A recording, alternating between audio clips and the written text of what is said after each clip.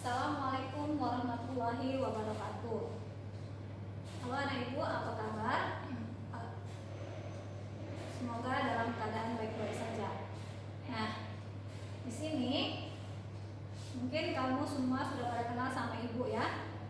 Nah, Ibu Widya di sini akan mengajar mata pelajaran IPA atau SAIN.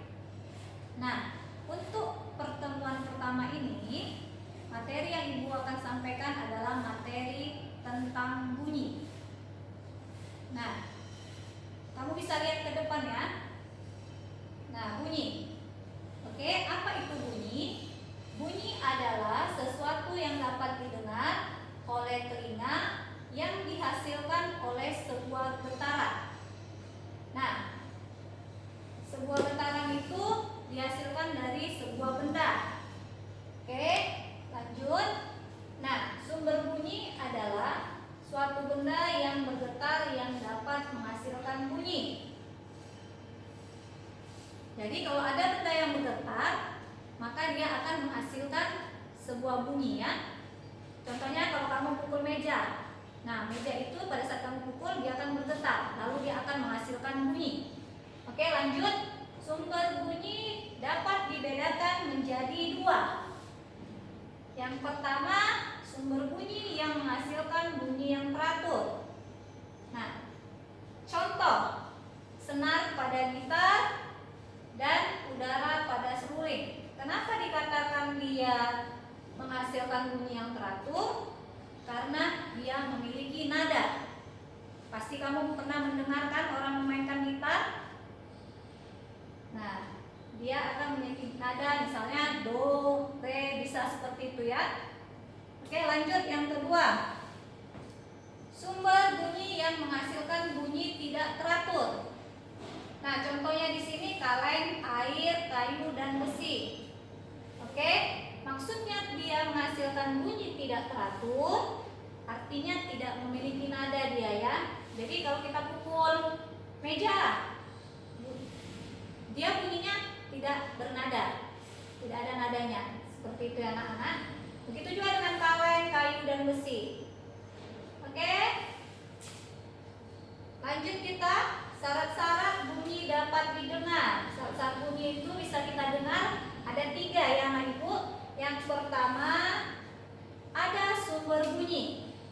Yang kedua, ada perantara.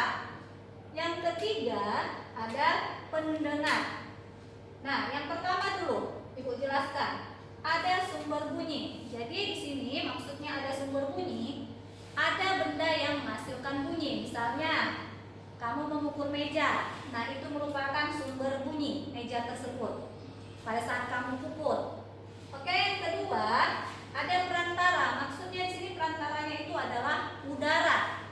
Jadi, bunyi itu bisa sampai ke telinga kamu itu dikarenakan ada udara yang menyampaikan. Itu artinya perantara ya. Oke, yang ketiga, ada pendengar. Pendengar itu adalah siapa? Iya, kita sendiri ada pendengar. Nah, kita sendiri ya. Nah, kita sendiri itu yang dimaksud dengan ada pendengar. Itu dia. Nah, inilah dia syarat-syarat bunyi dapat kita dengar ya. Oke.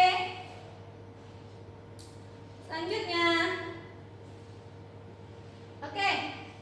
Berdasarkan frekuensinya, bunyi itu dibedakan menjadi 3. Yang pertama, bunyi infrasonik. Apa itu bunyi infrasonik? Bunyi yang bisa didengar kurang dari 20 getaran atau hertz. Hertz ini satuan ya. Nah, oke. Nah, siapa yang bisa mendengar bunyi yang di bawah 20 getaran? Nah, kalau kita manusia, kita tidak bisa mendengarnya. Jadi yang bisa mendengar itu cuma jangkrik, lumba-lumba, dan anjing. Itu dia ya.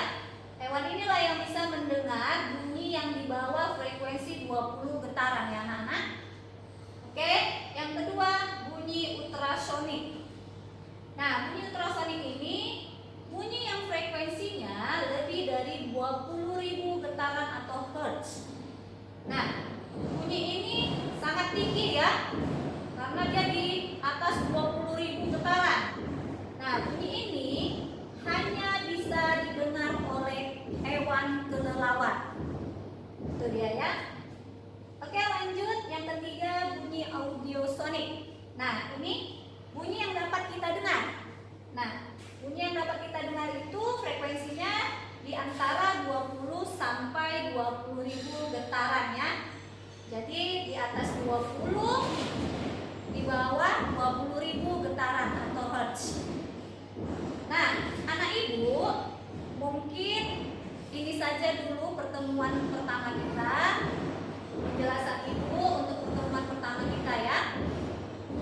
Nah, tugas kamu sekarang, apa yang tadi ibu tampilkan di layar, kamu catat di buku catatan IPA kamu. Nah, lalu hasilnya kamu fotokan, lalu kamu kirim ke Google Classroom. Untuk sementara, ini saja dulu tugas yang ibu berikan ke kamu. Mungkin minggu depan baru kita akan latihan soal ya. Nah, mungkin itu saja yang bisa ibu sampaikan untuk pertemuan ini. Ibu sudahi. Wassalamualaikum warahmatullahi wabarakatuh.